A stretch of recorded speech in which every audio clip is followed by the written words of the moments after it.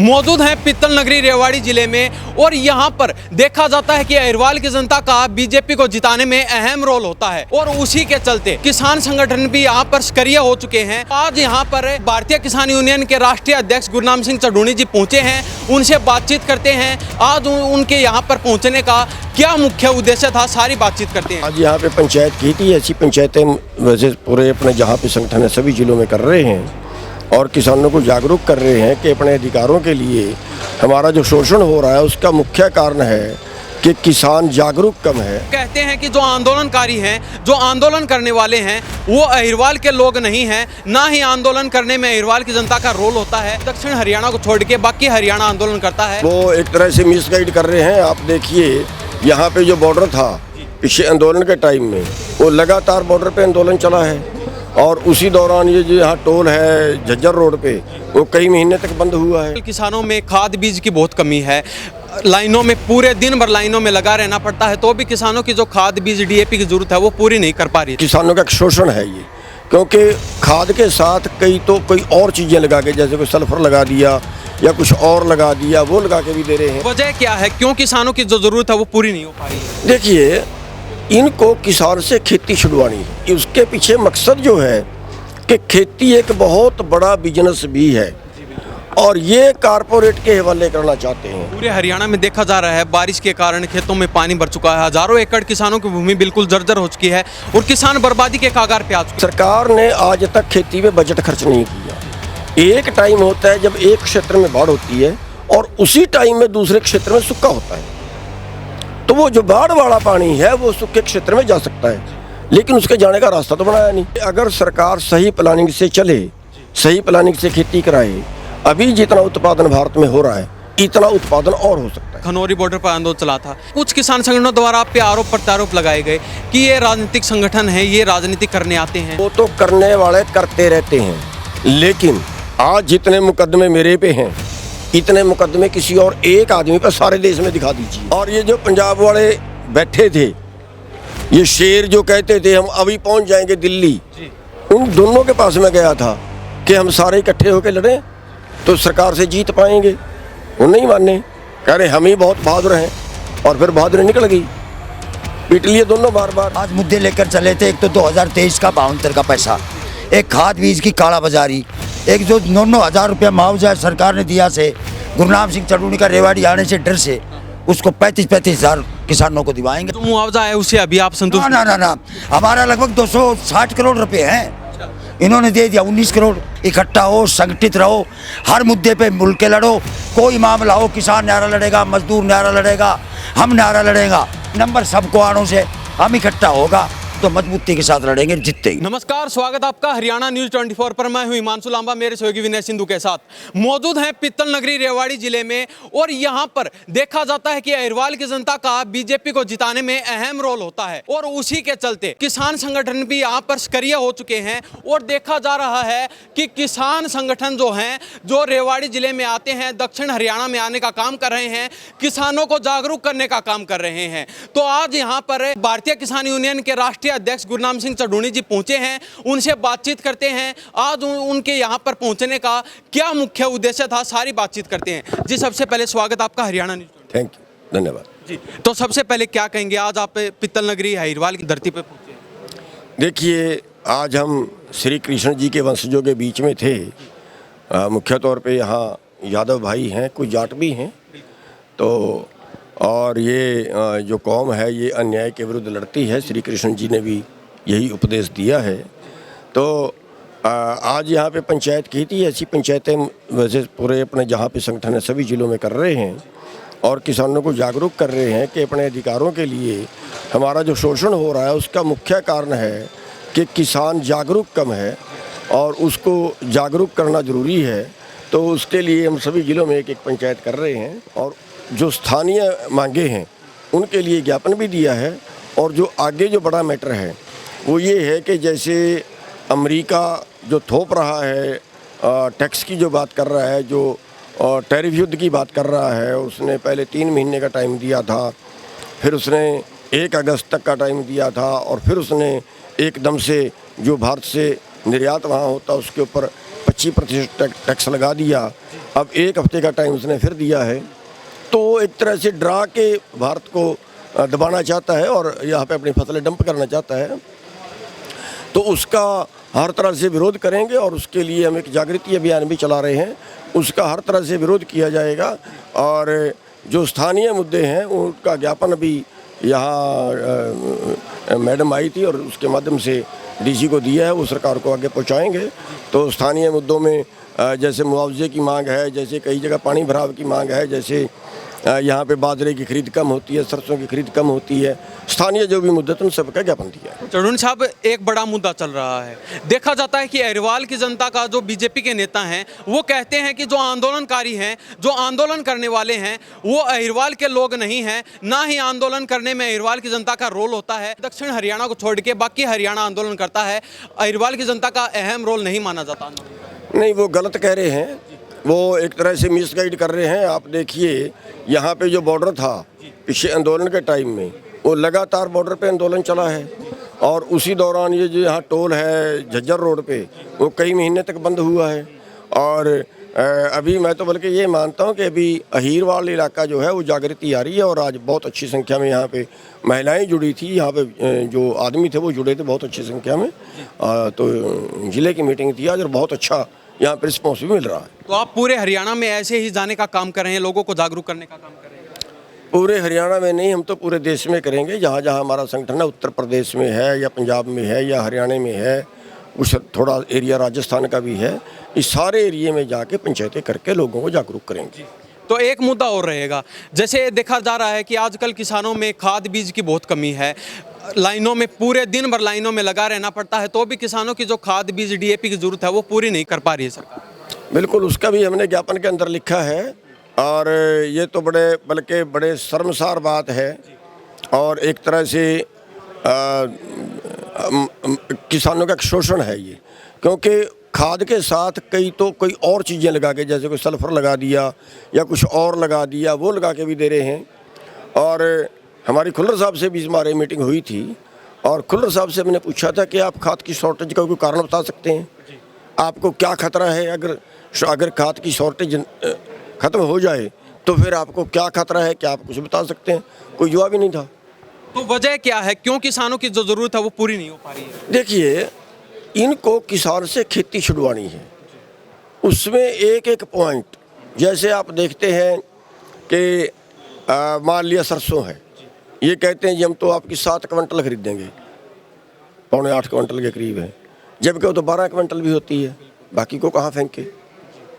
जैसे बाजरा है, ये कहते हैं हम तो आपका 8 क्विंटल खरीद देंगे, जबकि वो तो 12 क्विंटल होता है, बाकी को कहाँ फेंकेंगे। या उसकी खरीद लेट करते हैं, जैसे सरसों की खरीद ये करते हैं 28 मार्च से, 30 मार्च से, 1 अप्रैल से। सरसों तो फरवरी में भी आती है, तोड़िया तो उसके पहले जनवरी में भी आता है, तोड़िया तो किसी खेती में गिनते ही नहीं। तो ऐसे करके मतलब ये हर पॉइंट पे किसान को थोड़ा सा काट के उसको उससे खेती छुड़वाना चाह रहे हैं। और उसके पीछे मकसद जो है कि खेती एक बहुत बड़ा बिजनेस भी है और ये कारपोरेट के हवाले करना चाहते हैं। क्यों? ये कह रहे हैं कि बाहर के जो फ्री ट्रेड एग्रीमेंट है उसके तहत, या आप कह रहे जो WTO की शर्तें हैं पहले, उसके तहत ये कहते हैं पूरे दुनिया का व्यापार इकट्ठा करो। अब पूरी दुनिया का व्यापार इकट्ठा करने में ये है कि ये कहते हैं कि हमें तो जहाँ से सस्ता मिलेगा वहाँ से खरीदेंगे, ठीक है। अब अमेरिका के अंदर जो छोटा किसान है वो भी 10 वर्ग किलोमीटर का मालिक है और भारत के अंदर 82% किसान 2.5 एकड़ से कम के मालिक हैं। अब 2.5 एकड़ से कम का मालिक 10 वर्ग किलोमीटर के किसान से कैसे मुकाबला करेगा? और वहाँ 50,000 एकड़ का भी है एक ही किसान। वहाँ आबादी हमारे से 25% है, वहाँ सारा काम मशीनी है, वहाँ तो वहाँ की खेती व्यापार है, यहाँ की खेती रोजगार है, ठीक है। तो यहाँ का मुकाबला वहाँ से करवाना चाहती है, ये तंग करके परेशान करके कि भी यहाँ जो खेती में है वो कारपोरेट आए और कारपोरेट हज़ारों एकड़ के प्लाट बनाए, फिर यहाँ पे मशीनी खेती हो। तो सरकार एक तरह से उससे किनारा करना चाहती है। पूरे हरियाणा में देखा जा रहा है बारिश के कारण खेतों में पानी भर चुका है, हजारों एकड़ किसानों की भूमि बिल्कुल जर्जर हो चुकी है और किसान बर्बादी के कगार पे आ चुके हैं, उनको लेके क्या कहेंगे? देखिए, सरकार को उसका मुआवजा देना चाहिए और ये इंतजाम करना चाहिए। मैं भाषण में ही बोल चुका हूँ कि सरकार ने आज तक खेती में बजट खर्च नहीं किया। एक टाइम होता है जब एक क्षेत्र में बाढ़ होती है और उसी टाइम में दूसरे क्षेत्र में सूखा होता है, तो वो जो बाढ़ वाला पानी है वो सूखे क्षेत्र में जा सकता है, लेकिन उसके जाने का रास्ता तो बनाया नहीं और इसलिए वो वहीं तबाही मचा रहा है। तो इस पे सरकार को बजट खर्च करना चाहिए। और मैं आपको बता दूं कि अगर सरकार सही प्लानिंग से चले, सही प्लानिंग से खेती कराए, अभी जितना उत्पादन भारत में हो रहा है इतना उत्पादन और हो सकता है। तो क्या सरकार किसानों को बर्बाद करना चाहती है, खत्म करना चाहती है? नहीं, मैं बता रहा हूँ कि सरकार जो है वो कारपोरेट को खेती में इंटर करवाना चाह रही है। अभी पीछे एक मसौदा आया था कि बाहर जो है वो मंडी मानी जाए, गोदाम मंडी माना जाए, सैलो गोदाम मंडी माना जाए, कोल्ड स्टोर मंडी माना जाए, और वहाँ पे जो माल खरीदेगा उसको टैक्स नहीं भरना पड़ेगा, मंडी टैक्स। हरियाणा में 6.5% है, पंजाब में 8.5% है, तो कोई मंडी में क्यों आएगा? तो मंडी के में जो है मंडियाँ बंद करानी चाह रही है। तो यानी वो सारा जो जुगाड़ है एक एक चीज़ करके थोड़ा थोड़ा सब जगह से काट के किसान को परेशान करके खेती जड़वाना चाह रहे हैं ताकि कारपोरेट खेती में इंटर करें। देखा जाता है अभी कुछ आंदोलन चले थे, खनौरी बॉर्डर पर आंदोलन चला था, आप अपने नायब सैनी सीएम साहब के पास पहुंचे, अपने प्रस्ताव लेकर पहुंचे, आपकी बातचीत भी हुई, तो कुछ किसान संगठनों द्वारा आप पे आरोप प्रत्यारोप लगाए गए कि ये राजनीतिक संगठन है, ये राजनीति करने आते हैं, तो उसके बारे में आपका क्या कहना है? देखिए, वो तो करने वाले करते रहते हैं, लेकिन आज जितने मुकदमे मेरे पे हैं इतने मुकदमे किसी और एक आदमी पर सारे देश में दिखा दीजिए। एक बात, जितना मैं लड़ा हूँ इतना कोई लड़ता दिखा दीजिए। और ये जो पंजाब वाले बैठे थे, ये शेर जो कहते थे हम अभी पहुँच जाएंगे दिल्ली, उन दोनों के पास मैं गया था कि हम सारे इकट्ठे होकर लड़ें तो सरकार से जीत पाएंगे। वो नहीं माने, कह रहे हम ही बहुत बहादुर हैं, और फिर बहादुरी निकल गई। पीट लिए दोनों बार बार, और पीटने के बाद अब दोनों शांत हैं। और एग्रेसिव होना चाहिए था और लड़ना होना चाहिए था।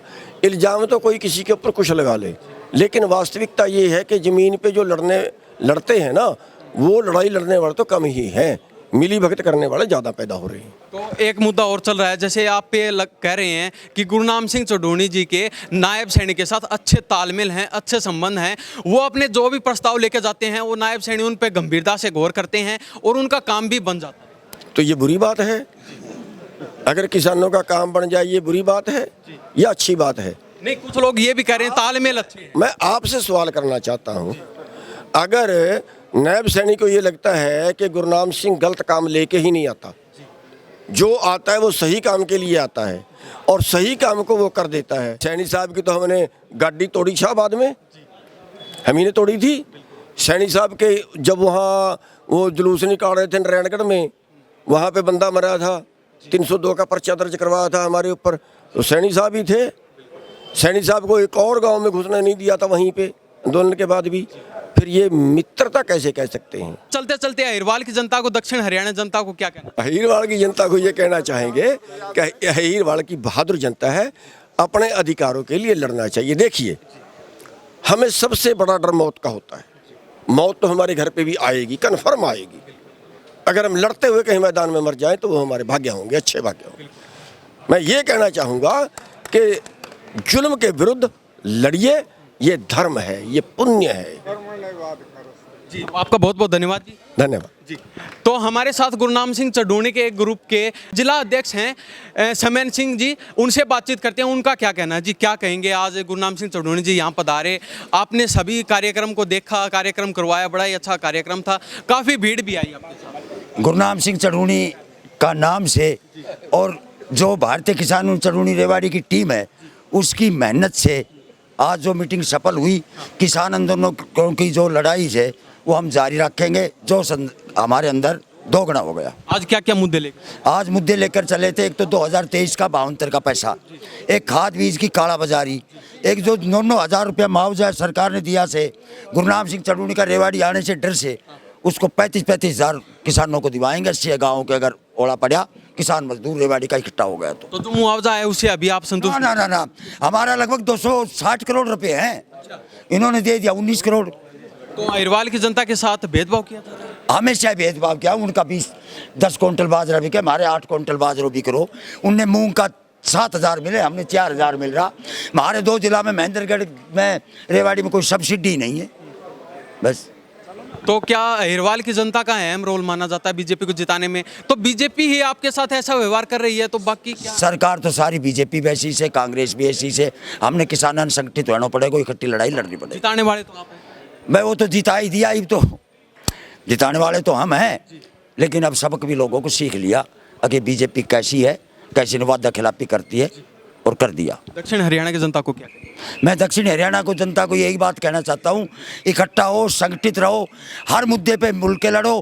कोई मामला हो, किसान नारा लड़ेगा, मजदूर नारा लड़ेगा, हम नारा लड़ेगा, नंबर सबको आड़ों से हम इकट्ठा होगा तो मजबूती के साथ लड़ेंगे, जीतेंगे। आज आप अहिरवाल में पहुंचे हैं, रेवाड़ी पीतल नगरी में पहुंचे हैं, क्या कहना है? सर, मेरा स्थानीय रेवाड़ी जिला से हूँ, यहाँ संगठन का सचिव हूँ। और यहाँ ये आप जो एक बात प्रश्न कर रहे थे कि यहाँ के जागरूक नहीं है, यानी कि जाटों की तरफ कह रहे हैं। आपके पास आज की जो जनसभा देख रहे हो, ये आपके पास प्रमाण है कि और किसानों के हक के लिए, चाहे वो मुआवजा के लिए हो, चाहे उनके साथ कोई भी शोषण जो हो रहा है, वो चाहे बीमा की बात हो, हर उसके बाद में हमेशा हमें किसान संगठन हमेशा प्रशासन को या सरकार के विरुद्ध हम खड़े रहें। दूसरी बात कह रहे हैं कि यहाँ जागरूक नहीं है, तो यहाँ हमारे अहिरवाल में एक टोल है हमारा गंगाईचा जाट में, तो क्या वो हमने बंद नहीं करा दिया? बिल्कुल उठाया नहीं हमने। क्या वो राजस्थान के बोर्ड पर नहीं हुआ? ये हमारे दक्षिण हरियाणा में हुआ था कि नहीं हुआ था? ये आप पीछे हमारी रणनीति देखिए। तो किसानों के मुद्दे के लिए हम पीछे नहीं रहेंगे। कोई भी हमारी जो मांग है, जो शोषण हो रहा है, जो इस सरकार के लिए, हम उसके लिए तत्पर रहते हैं। आंदोलन ने जब किसान आंदोलन चल रहे थे, उस समय सरकार द्वारा कहा गया था कि क्या अहिरवाल के किसान नहीं हैं, वो आंदोलन में साथ नहीं दे रहे, क्या आप ही किसान हैं? वो मुद्दे, उस मुद्दे पे बात। देखिए, कोई भी चीज़ है, बीजेपी सरकार तो हमें किसानों को एक उग्रवादी कहते हैं, कभी पाकिस्तानी कहते हैं। क्योंकि अगर हम आवाज़ उठाते हैं तो हमारे मुद्दे को लिए वो पाकिस्तान भी कहते हैं, वो उग्रवादी भी कहते हैं। अगर हम आवाज़ उठाएं, क्योंकि सरकार नहीं, उनकी तत्परता, उनके पिठूबार कहें तो वो उनको अच्छा बता देंगे। तो ये नहीं है, हमने अपनी किसानों की, किसान संगठन, किसानों की मुद्दे की समस्या के लिए वो हमने आवाज़ उठानी है, और वो हमेशा तत्पर रहेंगे, जागरूक हैं, और वो हमेशा रहेंगे। जी धन्यवाद। जी भाई साहब, क्या कहेंगे आप? मैं तो ये कहूँगा कि किसानों की लड़ाई लड़ने वाले एक चढ़ोनी, ईमानदार और बढ़िया नेता है। इससे ताकतवर कोई नहीं है। दक्षिणी हरियाणा से ताकतवर कोई इलाका ही नहीं है। यहाँ लोग शहीद हुए हैं। आज राव तुलाराम की धरती है, जहाँ भी संघर्ष के अंदर किया है, संघर्षशील काम किया है, टोल को भी बंद करने का काम किया है, और भी बंद करने का काम किया है, आंदोलन के अंदर भी खड़े मिले हैं, और जहाँ जो लोग शहीद होने के लिए तैयार हैं। ये संघर्ष जो है बहुत संघर्षशील इलाका है। ऐसा नहीं है कि वो एकदम खड़ा होना, ये धीरे धीरे खड़े होते हैं लोग, और इकट्ठा होने के बाद बहुत ताकतवर इलाका है। इससे तो हम पीतल नगरी रेवाड़ी जिले में मौजूद थे, और गुरनाम सिंह चढ़ूणी जो भारतीय किसान यूनियन के राष्ट्रीय अध्यक्ष, उनसे बातचीत करवाई। रेवाड़ी जिले के अध्यक्ष हैं समैन सिंह जी, उनसे बातचीत करवाई। तो इस बारे में आपकी क्या प्रतिक्रिया है? इन्हीं सब बातों के साथ मैं हिमांशु लांबा, मेरे सहयोगी विनय सिंधु के साथ हरियाणा न्यूज़ 24। नमस्कार, जय हिंद।